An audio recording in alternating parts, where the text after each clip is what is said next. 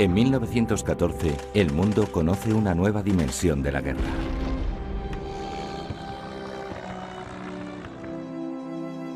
Casi todos los países europeos son arrastrados a la confrontación.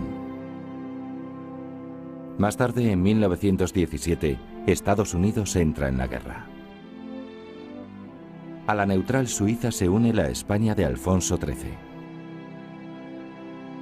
El rey, hijo de María Cristina de Habsburgo-Lorena y casado con Victoria Eugenia de Battenberg, emparentadas ambas con dirigentes de países enfrentados en la contienda, decide quedarse al margen, pero no indiferente a la tragedia.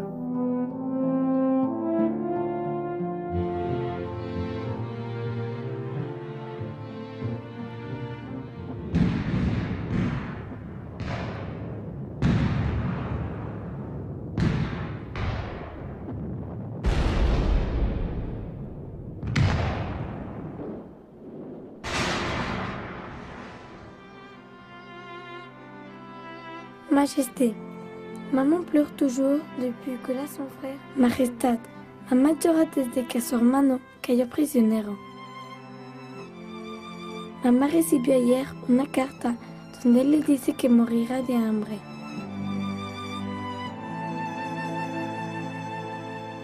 Esta carta, entre otras muchas, fue recibida en el Palacio de Oriente de Madrid el 20 de abril de 1917. La escribió Sylviane Sartot, una niña de 8 años, como ella misma dice en su carta, intercediendo por su tío. Conmueve su letra infantil y temblorosa y la angustia que refleja. El propio Alfonso XIII contestó a Sylviane y dio prioridad a las gestiones de búsqueda de su tío. Una búsqueda que comenzó cuando entre agosto y septiembre de 1914, 10 millones de hombres movilizados se enfrentaban en una sucesión de grandes choques de una crueldad desconocida hasta entonces.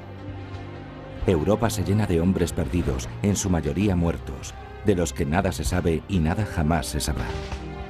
Las familias insisten en buscarlos y al verse no ya defraudadas, sino engañadas por sus gobiernos, recurrirán a los países neutrales.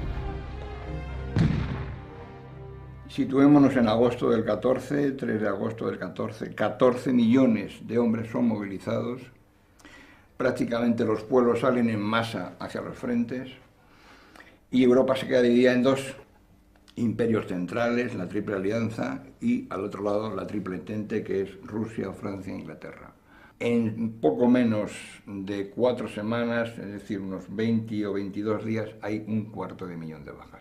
Ese 250.000 de bajas, una gran proporción son desaparecidos, de los cuales nadie sabe nada. Entonces ahí empieza otra guerra, que es la guerra de la desesperación de las retaguardias, en las cuales las familias no pueden dirigirse, lógicamente, al bando enemigo, que es el que se supone que tiene a esos prisioneros o a esos desaparecidos, o sabe algo de ellos, porque su gobierno tampoco les contesta, porque no está en comunicación directa con el enemigo. Están luchando uno y otro por ganar la guerra. Hay gigantescas batallas a un lado y a otro de la historia que podemos situar en el Vístula, y en esa situación de angustia, de desesperación, los ejércitos siguen combatiendo, van a seguir así 4 años, las familias van a estar otro tanto tiempo, se supone sin saber nada, y ante eso hay una sublevación moral.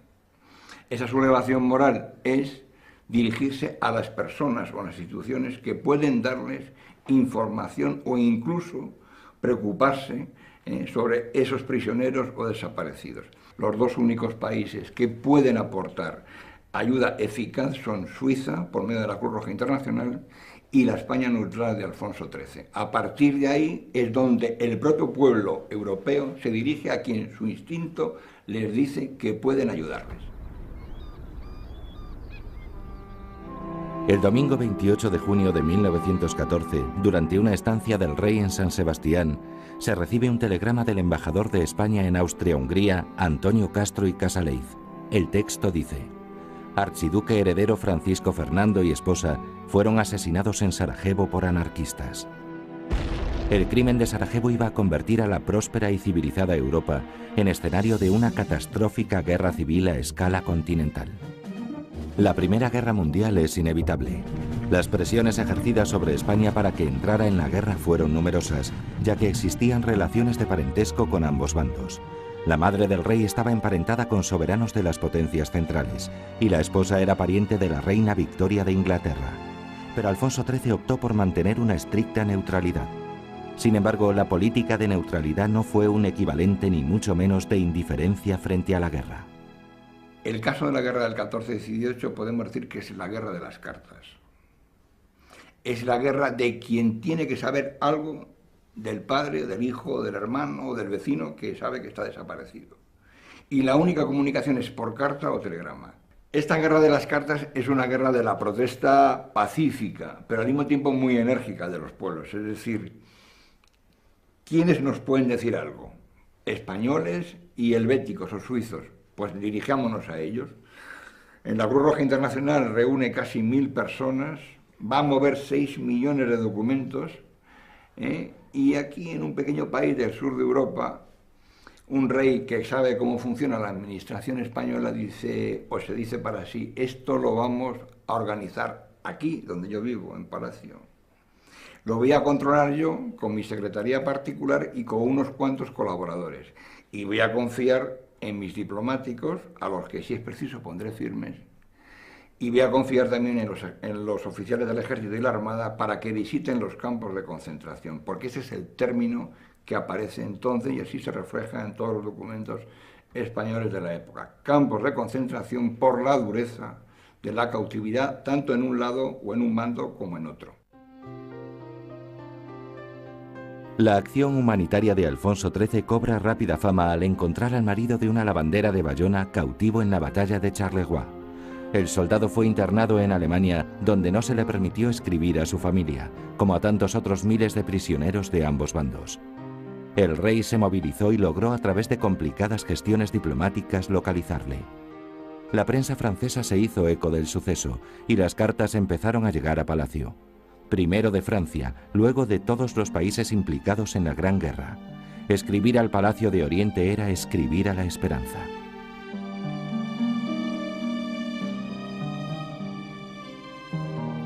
La consecuencia inmediata de esta circunstancia fue la creación de una oficina pro cautivos, costeada por el presupuesto del rey y compuesta por más de 50 empleados y colaboradores, cuya finalidad era localizar a los desaparecidos en el curso del conflicto, hacerles llegar ayuda material e incluso interceder por ellos. La labor llevada a cabo por esta oficina fue realmente extraordinaria. Por ello resulta aún más incomprensible el desconocimiento de su labor humanitaria. Lo que hace el rey entonces es transformar su secretaría particular en una especie de complejo burocrático distribuido en varios servicios que atienden a toda clase de problemas. Estos servicios: hay un servicio de desaparecidos, un servicio de información y correspondencia en territorios ocupados, un servicio de prisioneros, servicio de repatriaciones de militares heridos, graves o enfermos, servicio de repatriaciones de población civil, servicio de internamiento en Suiza, servicio de indultos, remesa de fondos a individuos o familias que viven en territorios ocupados y que se hallan incomunicados hace tiempo con sus familiares, remesas extendidas en ocasiones a prisioneros civiles y militares. Esta labor, emprendida de esta manera sistemática y con arreglo a esta distribución de competencias, tuvo un resultado extraordinario, y voy a dar también unas cifras. En esta oficina se tramitaron con toda rapidez medio centenar de peticiones de indulto de pena capital, que en su mayoría fueron acompañadas por el éxito. Más de 5.000 peticiones de repatriación de heridos graves, 25.000 informaciones de familias residentes en territorios ocupados y más de 250.000 investigaciones relativas a prisioneros o desaparecidos. Desde junio de 1915 a febrero de 1921, la Oficina Pro Cautivos hizo 2.609 informes de campos de prisioneros en Alemania. También se buscó a estadounidenses, portugueses, rumanos, rusos, etc.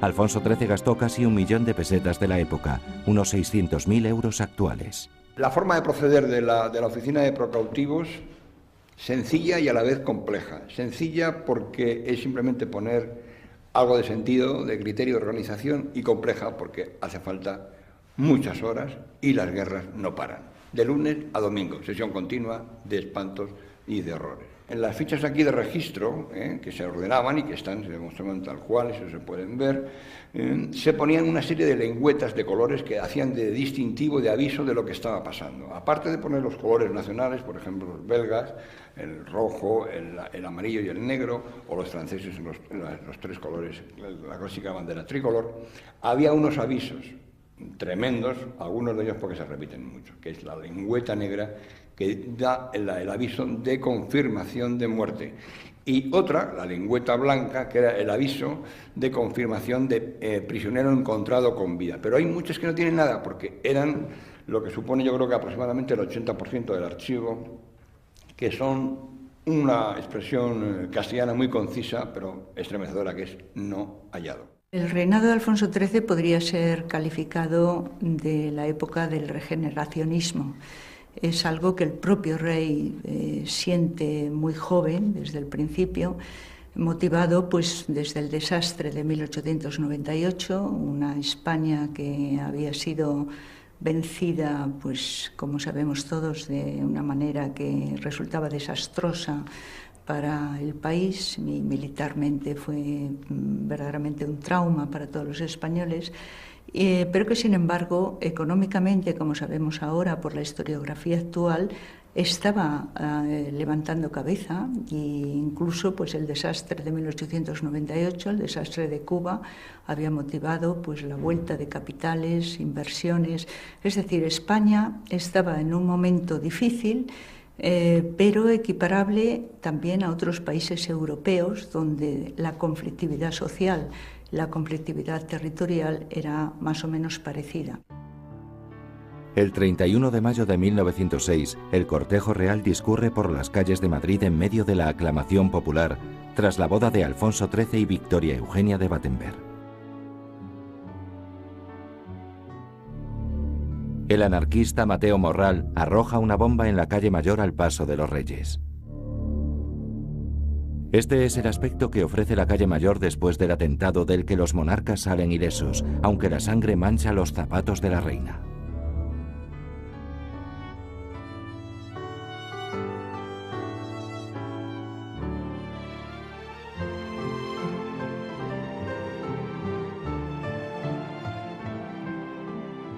El rey falleció en Roma en 1941.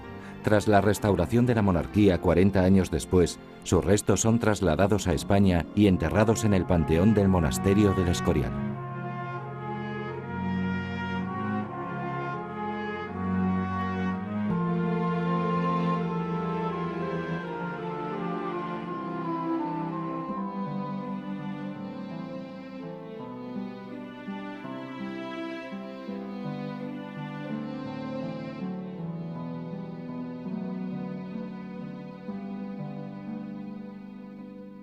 Alfonso XIII no heredó una corona en mayo de 1902, fue más bien sucesor de la España del 98, la del desastre que convive con el final de una digna regencia, la del turno partidario y la poesía de una generación solidaria, el país del despertar a la industria y el espejismo africanista. Antes de 1902, fecha histórica, quien estaba a punto de convertirse en Alfonso XIII, escribió en su diario una visión de la España de la época lúcida, real y sorprendente para un joven que tenía 15 años. En este año me encargaré de las riendas del Estado, acto de suma trascendencia tal y como están las cosas, porque de mí depende si ha de quedar en España la monarquía borbónica o la república. Porque yo me encuentro el país quebrantado por nuestras pasadas guerras, que anhela por un alguien que lo saque de esa situación. La reforma social a favor de las clases necesitadas, el ejército con una organización atrasada a los adelantos modernos, la marina sin barcos, la bandera ultrajada, los gobernadores y alcaldes que no cumplen las leyes, etc. En fin, todos los servicios desorganizados y mal atendidos. Yo puedo ser un rey que se llene de gloria regenerando la patria, cuyo nombre pase a la historia como recuerdo imperecedero de su reinado, pero también puedo ser un rey que no gobierne, que sea gobernado por sus ministros y por fin puesto en la frontera.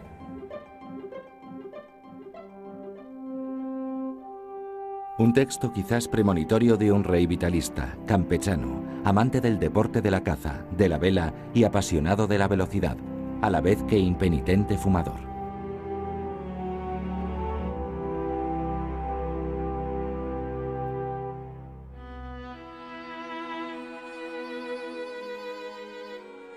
El caso de Alfonso XIII es un caso excepcional en la historia de las monarquías.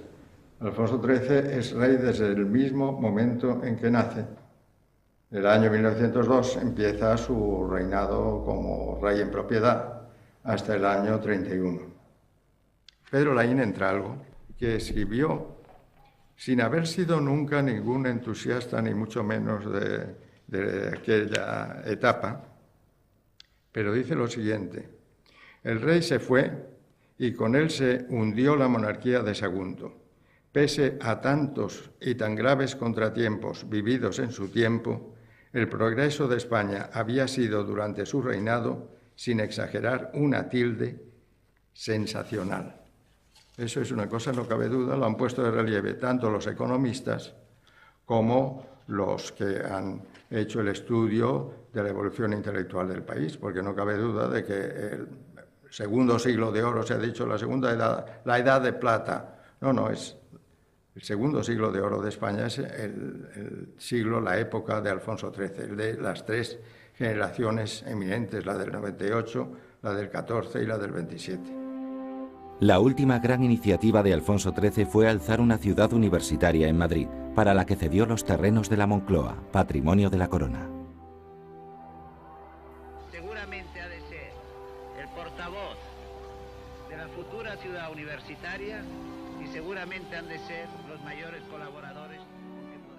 La época, un poco en España y en Europa, hay que tener en cuenta que es el paso de lo que en la historiografía llamamos el paso del liberalismo oligárquico, de regímenes liberales, constitucionales, pero que son todavía régimen política de élites, a lo que podemos definir como regímenes liberales democráticos, es decir, una política de masas, donde los grupos emergentes, obreros, mujeres, sectores de la población no favorecidos, pugnan por mejorar y por formar parte de las decisiones políticas.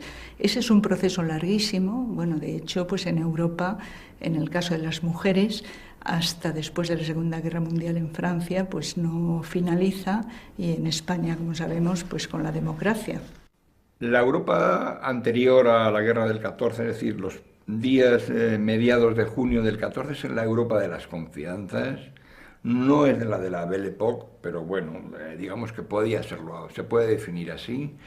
Es una Europa tranquila, con unos desajustes sociales evidentes, que no es necesario recalcar, pero sí es una Europa que está acostumbrada a hacer guerras bonitas, por ejemplo.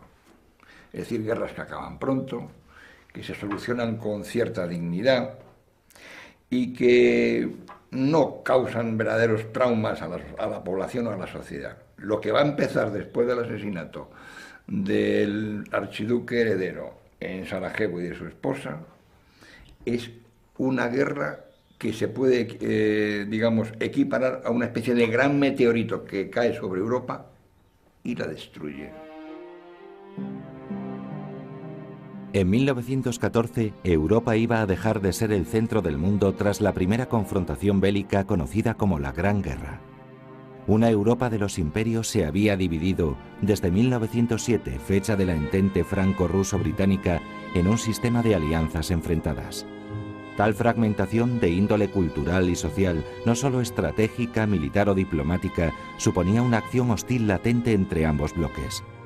La política de los grandes sistemas creía fortalecerse en los balnearios de moda donde se practicaba la denominada alta política, que no era más que una pura ilusión. Los balnearios de Biarritz, Deauville, Ilz, Carlo Vivari, Marienbad, Montecarlo o Baden-Baden, convertidos en frívolos ministerios a la moda, generaron un sinnúmero de confianzas y despechos personalizados, mezclados con sistemáticos recursos al cinismo, la temeridad o la negligencia más absoluta. Tan insensatas maneras de conducir a los pueblos, unidas a las conjuras criminales de los servicios secretos, en particular los serbios, más la sobrepresión de intereses, agravios y fobias, conducirán fatalmente a la conflagración, sin que nada importen las relaciones dinásticas entre los emperadores.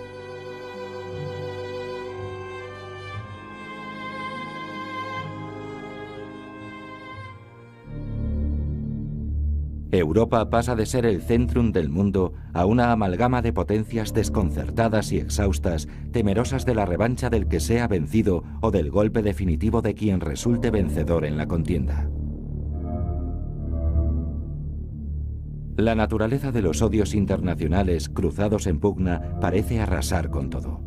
La guerra, planteada sin límite alguno de sufrimiento, al mantenerse año tras año, es la única fuerza vencedora. La destrucción de los ejércitos prosigue y los prisioneros aumentan en número.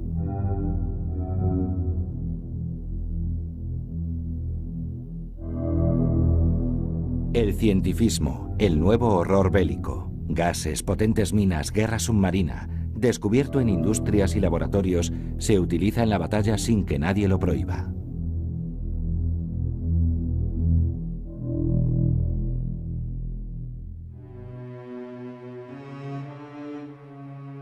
Alan Seeger, poeta y legionario estadounidense, escribió estos versos poco antes de desaparecer en la batalla del Somme en 1916. Tengo una cita con la muerte, en alguna disputada barricada, cuando la primavera se vuelva sombra enmohecida y las flores del manzano colmen el aire. Tengo una cita con la muerte, cuando la primavera traiga de nuevo días azules y felices. Su cuerpo jamás fue hallado. La labor de la Oficina Pro Cautivos, ubicada en los altos del Palacio Real de Madrid, era realmente la encarnación de la esperanza. Cerrados los países beligerantes a todo diálogo humanitario entre sí, sus pueblos, desesperados, deciden intervenir por su cuenta. Y escriben sobre todo a una persona que sintetiza sus mejores ilusiones, al sabérsela bien relacionada con ambos bloques en guerra, Alfonso XIII. La correspondencia se dirige al rey de España en un 90%, pero también llegan cartas a su madre y a su esposa Victoria Eugenia. A finales de 1915, la Oficina Pro Cautivos tenía organizadas sus tres estructuras básicas: el auxilio informativo a las familias de los países en lucha, la vigilancia sobre los campos de prisioneros, fortalezas y sanatorios, además del servicio de canje de prisioneros y repatriación de heridos graves.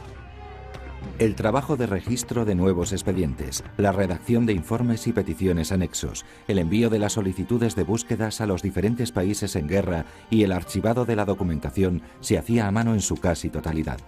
Solo llegó a haber 3 máquinas de escribir, 2 Underwood y una York, para atender un servicio humanitario que generó cerca de 500.000 de documentos. Lo mejor de aquella España solidaria, por la fuerza que cobra desde su arranque, por sus pruebas de eficacia, por la entrega de los delegados militares o diplomáticos, del personal fijo o eventual de la Oficina Pro Cautivos y por los muchos españoles que colaboraron en el esfuerzo, convirtiéndose en delegados de aquella España humanitaria, hizo que este empeño singular del rey, muy español al serlo en solitario, rompiera los modos del neutralismo al uso, hacer negocios con los beligerantes y no hacer caso a los dramas sociales, y cimentar a los principios de la neutralidad activa.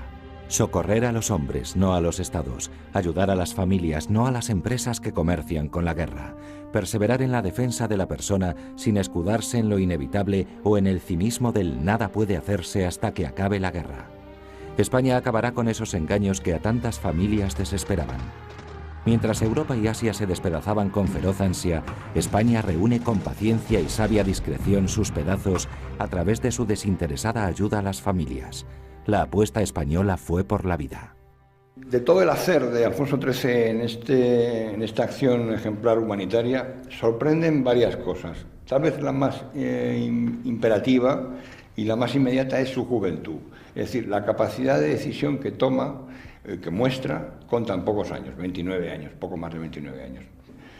A finales de agosto del 14, cuando el embajador de España en París, Wenceslao Ramírez de Villarrutia, sabe que las tropas alemanas están a pocos kilómetros de París, entonces hay un telegrama que llega al Ministerio de Estado en el que comunica que tiene el equipaje reservado y plaza reservada en el tren presidencial y que se va con el presidente. El marqués de Lema, el titular de Estado, como lo que se llama exteriores, no toma una decisión, aunque está en contra de esa postura del embajador, pero el que toma la decisión es Alfonso XIII. Y le manda un telegrama que en 9 palabras dice lo siguiente: ordeno te quedes en París, pase lo que pase. Alfonso Rey, porque España representaba a los franceses, no solamente al presidente Poincaré. Un expediente de papel azul desvaído indaga sobre el paradero de un joven de 18 años, John Kipling, hijo de Rudyard Kipling. El autor de los libros de las Tierras Vírgenes y Premio Nobel solo recibió como respuesta la fría y terrible frase "no hallado".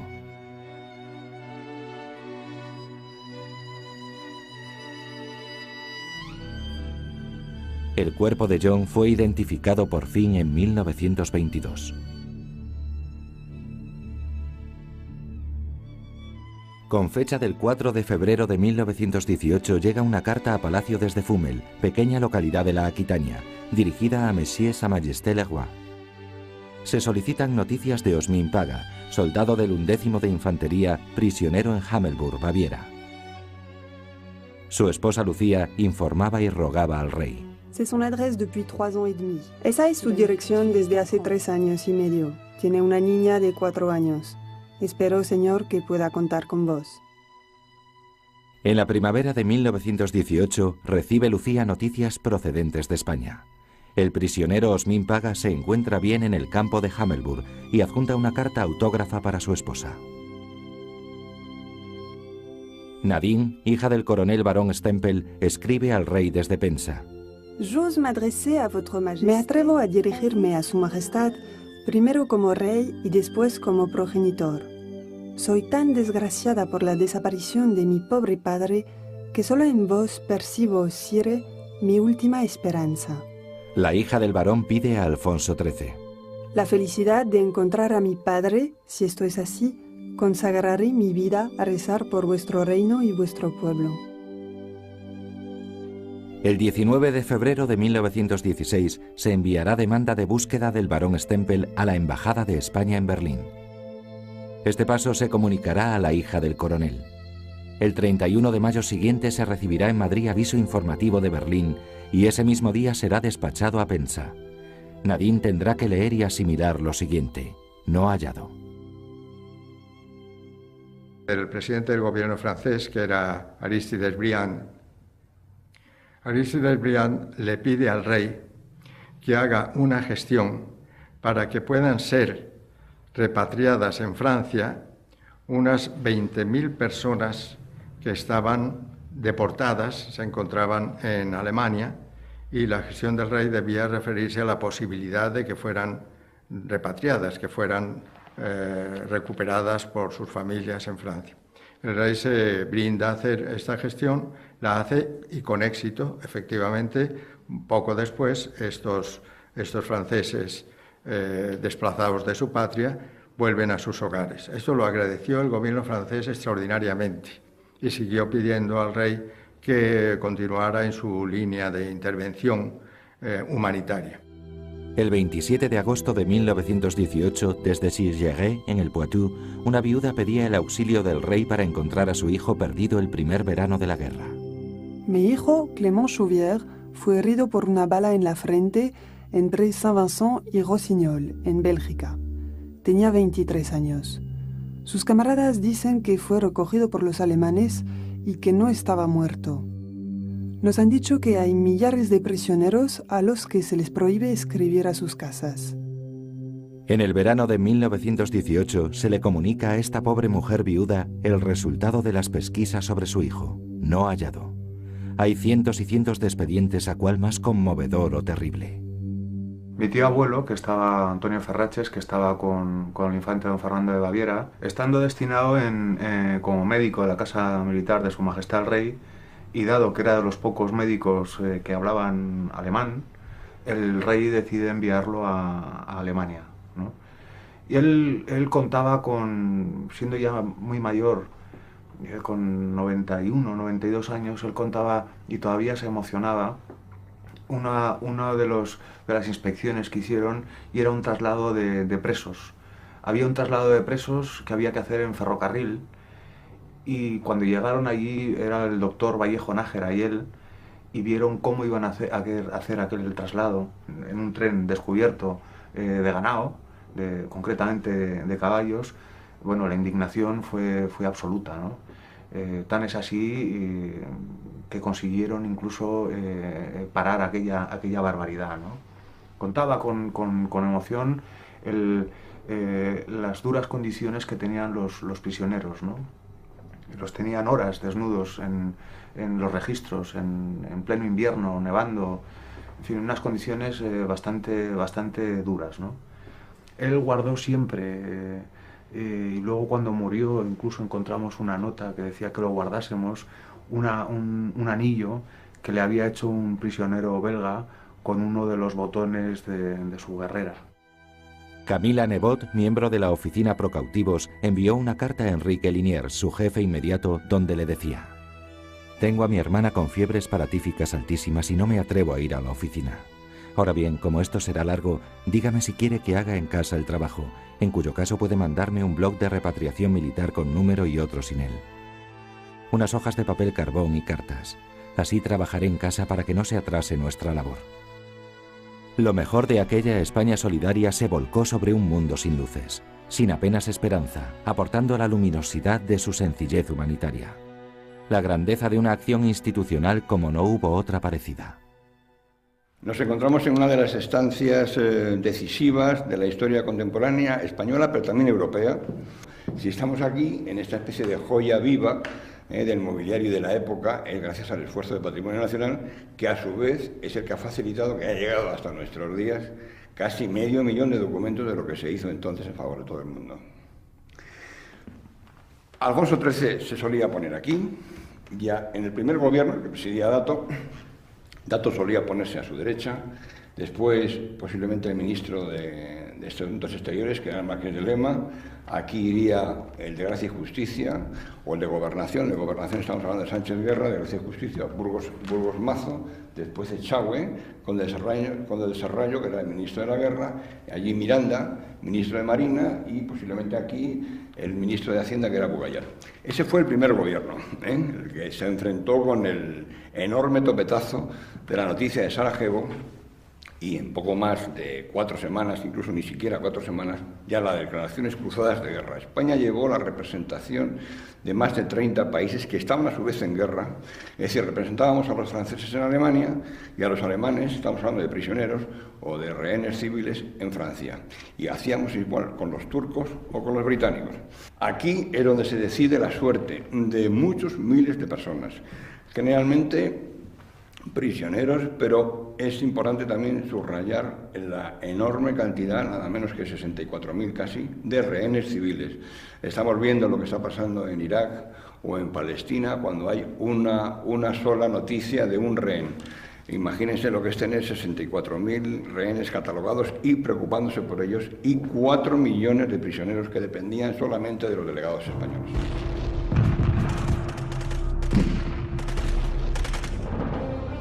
El propio rey, hallándose en el exilio, le contestó a Cortés Cabanillas, que le había rogado le indicara cuál era el acontecimiento de más trascendental importancia y de mayor beneficio en la vida política, social y económica de España durante su reinado, con estas palabras: desde luego la neutralidad ante la Gran Guerra, y no solo por las vidas conservadas y las utilidades recibidas, sino porque España se evitó los horrores de una paz cimentada tan falsamente.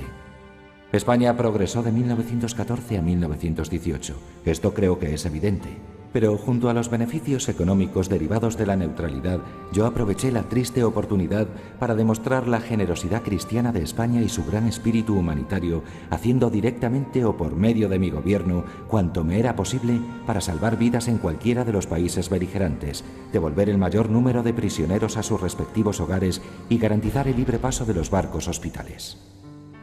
En 1916, España interviene contra la guerra submarina desencadenada por el gobierno alemán, que atacó a 2 buques hospitales británicos quebrantando la convención. Alfonso XIII ofreció una inspección neutral de los buques hospitales en los puertos de partida y en los de llegada. Las potencias afectadas aceptaron el acuerdo y muchas vidas fueron salvadas.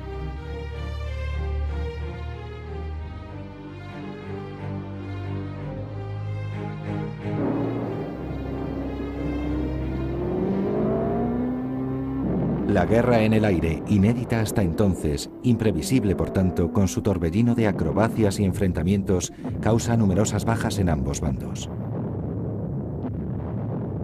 Los bombardeos aéreos adquieren a lo largo de la contienda una trágica intensidad que el rey conoce y lamenta, a pesar de su apoyo al progreso de la aviación. La España neutral sí cumplió su cometido, aunque sus simpatías no estuvieran al lado de Inglaterra o de Estados Unidos. España tomó partido. Muchos fueron los voluntarios que se enrolaron en las filas de la Legión extranjera. A principios de 1917, 3.000 españoles estaban en el frente desde Lorena a la Champaña. Canarios, catalanes, aragoneses, castellanos, levantinos dejaron memoria de grandes luchadores. La mayoría de los expedientes de la oficina pro cautivos fueron de gente anónima, pero ocasionalmente estuvieron referidos a celebridades, como el artista Nijinsky, que salvó la vida en un campo de concentración gracias a la intervención personal del rey.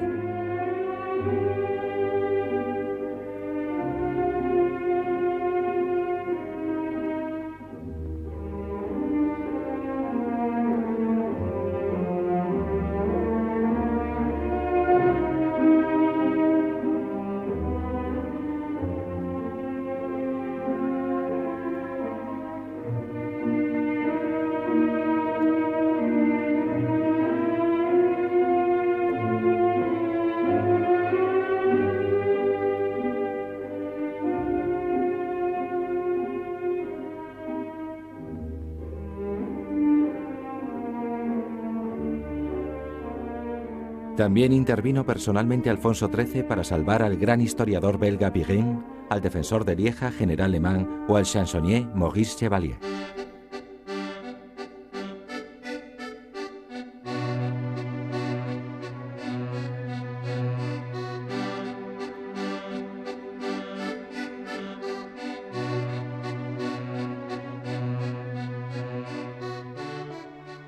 Gracias a la gestión del rey, fue liberado el pianista polaco Arthur Rubinstein y no pudo salvar a la famosa enfermera Edith Cavell, fusilada finalmente por los alemanes por haber ayudado a soldados aliados fugitivos.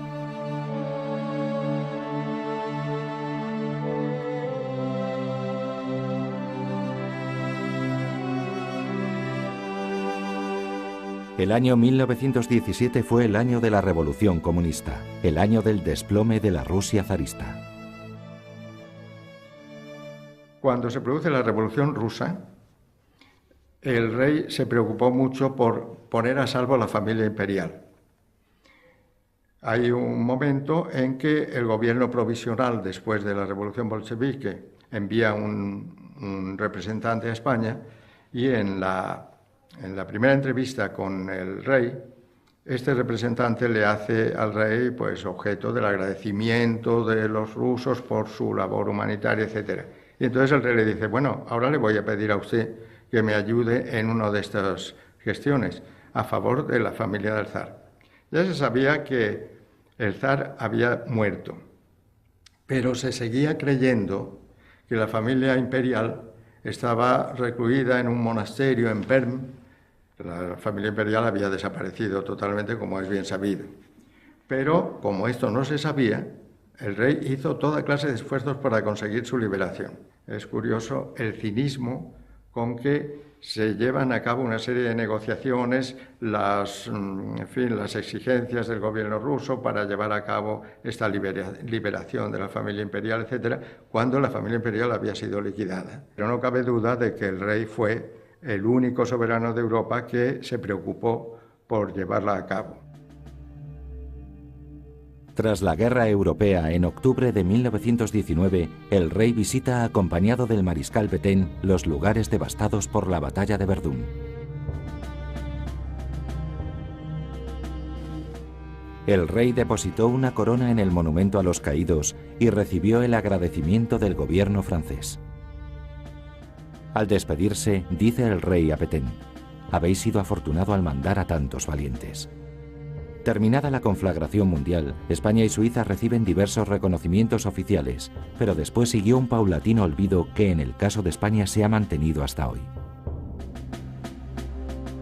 En febrero de 1921, el rey recibe la visita de los reyes de Bélgica como muestra del agradecimiento del pueblo belga a la labor desarrollada por la Oficina Pro Cautivos durante la guerra.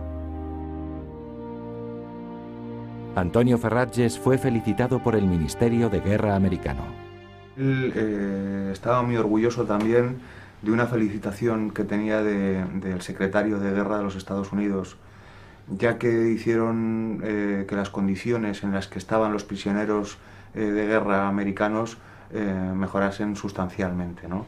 Estaba muy orgulloso de su paso por Alemania, porque realmente lo que hicieron fue llevar el nombre del rey y el nombre de España por Europa en una misión realmente humanitaria, ¿no? Al término de la Conferencia de Versalles en junio de 1919, la España humanitaria empieza a ser olvidada. Alfonso XIII, generoso como pocos monarcas de su tiempo, recibe pomposos agradecimientos, pero muy mal pago.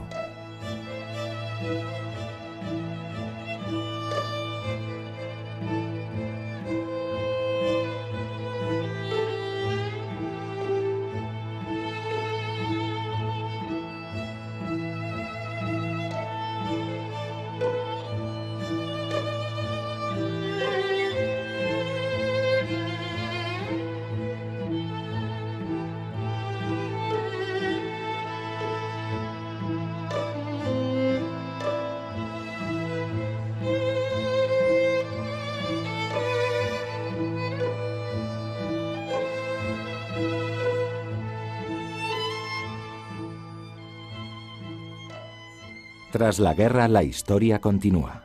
Pero ¿hasta qué punto el ejemplo de lo padecido por el zar influyó en la salida de Alfonso XIII de España en abril de 1931? Los motivos de su abdicación fueron varios, y ciertamente los republicanos los aprovecharon hábilmente para forzar la caída de la monarquía parlamentaria. Entre ellos, muy posiblemente pudo pesar en el ánimo de Alfonso XIII el recuerdo de lo que había sucedido con Nicolás II y su familia. Ninguna potencia había movido un dedo para salvarlos, ni siquiera las monárquicas emparentadas con los Románov. Difícilmente podía esperar más apoyo para sí Alfonso XIII y abandonó España. El rey llega a Marsella en medio de la gran expectación de los franceses agradecidos. Toma el tren hacia París.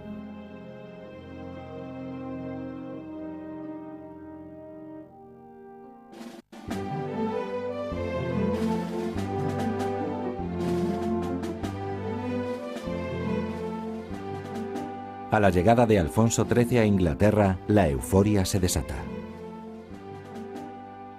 A la estación Victoria acuden millares de personas para agradecer al rey su labor por los compatriotas prisioneros y heridos.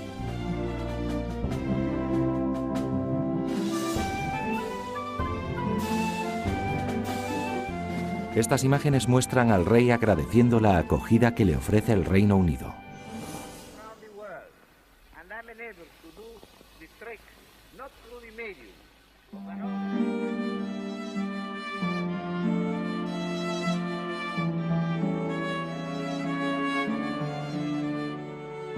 Aquella poderosa Europa, tan llamativa en sus grandes ejércitos y flotas, en sus suntuosas embajadas y legaciones, no pudo salvar a sus poblaciones cautivas ni encontrar a sus soldados desaparecidos, ni repatriar a sus civiles enfermos o a sus militares heridos. El recuerdo de aquella gran iniciativa, desdibujado por el desastre del anual en 1921 y la guerra civil de 1936-1939, quizás sea hoy necesario.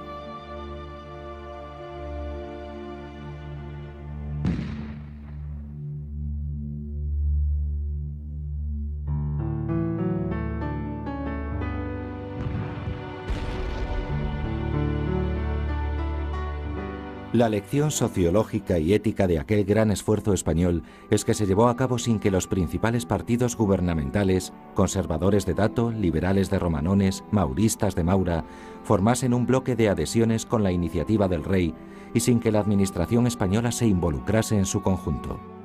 Esto demuestra que la acción humanitaria, para ser eficaz, no exige un gran número de personas, ni se precisan de aparatosos medios o de grandes organizaciones.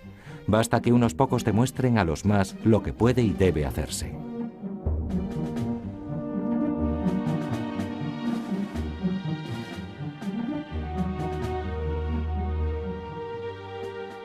Los clásicos decían que nadie puede ser llamado feliz o desgraciado hasta el último día de su vida. Y eso es aplicable también en historia a pueblos y a personas como Alfonso XIII. La imagen que tenemos de Alfonso XIII es sobre todo la de ese final trágico, y ese final ha marcado todo el resto de esos 30 años largos desde 1902, que son, como decía, pues muy ricos, muy conflictivos también, pero que pasan por distintas etapas, y ha oscurecido hechos tan sobresalientes como la ayuda humanitaria a las familias y a los presos de la Primera Guerra Mundial, esa oficina que se montó en el Palacio Real a base de voluntarismo y de generosidad, tanto por parte del rey como por las personas que colaboraron, y que realmente pues es emocionante leer los testimonios que hay de la época. Al finalizar la contienda, se veló por la suerte de casi 4 millones de prisioneros y se logró la repatriación de más de 10.000 hombres. Las labores cumplidas por aquellos españoles, guiados por un monarca que supo situarse en su mejor momento como hombre y como jefe de Estado, deben tener una oportuna reflexión ante la realidad conflictiva de nuestro mundo.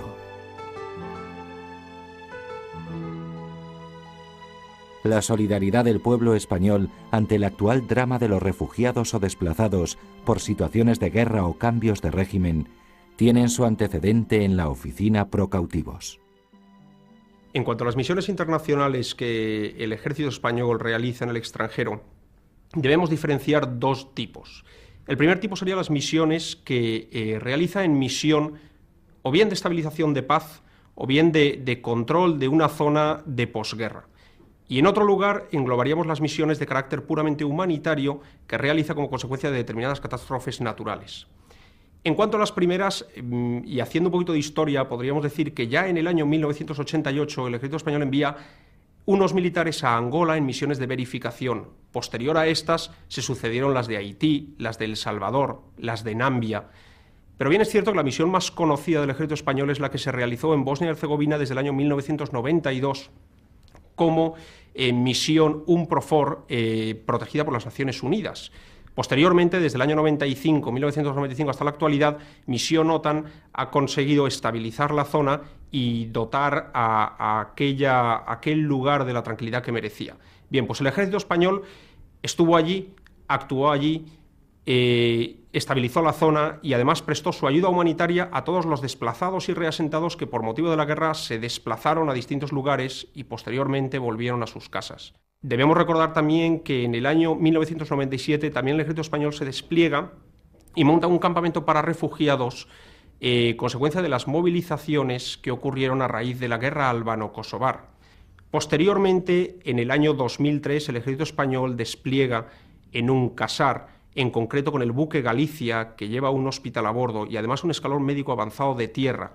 Y allí mismo en un casar, el ejército español, la Sanidad Militar Española, presta asistencia sanitaria tanto a la población local como a un campo de prisioneros iraquíes con más de 6.500 prisioneros que estaban en la zona y que dependían sanitariamente de dicho escalón médico avanzado del ejército español. He participado en 3 misiones internacionales con el ejército español como integrante de la Sanidad Militar Española. 3 misiones que han sido en 1998 en Bosnia y Herzegovina, en el año 2001 en Bosnia y Herzegovina también y en el año 2004 en Kosovo. En los destacamentos venía la gente, familias enteras, abuelos, nietos, padres, a solicitar un analgésico para calmar ese dolor de cabeza que tenían desde hacía una semana y que no podían calmar. Asimismo, nos desplazábamos a los pueblos reasentados, las casas completamente derruidas, no había puertas ni ventanas, pero la gente nos recibía con cariño, nos recibía con abrazos, nos recibía con ilusión, y allí nos sentaba en el frío suelo, porque no tenían otro sitio donde sentarnos. Nos invitaban a un café turco negro, alquitranado, pero con un sabor especial de verdad, el sabor de la esperanza, del cariño, de la ilusión. Bien, pues allí pasamos la consulta médica, allí atendíamos a las personas, allí repasamos sus patologías, patologías fundamentalmente crónicas o reagudizaciones de patologías crónicas, porque en un país completamente desestructurado la asistencia sanitaria estaba olvidada. Y allí con ellos pasábamos la tarde, les revisábamos y con eso solo ellos, llenos de ilusión, nos abrazaban de nuevo y nos esperaban cuantas veces quisiéramos. Ha sido una labor de humanidad de la que cada vez estoy más satisfecho. En el futuro será un museo de recuerdos heroicos que nos mantendrá en relación humanitaria con todas las naciones.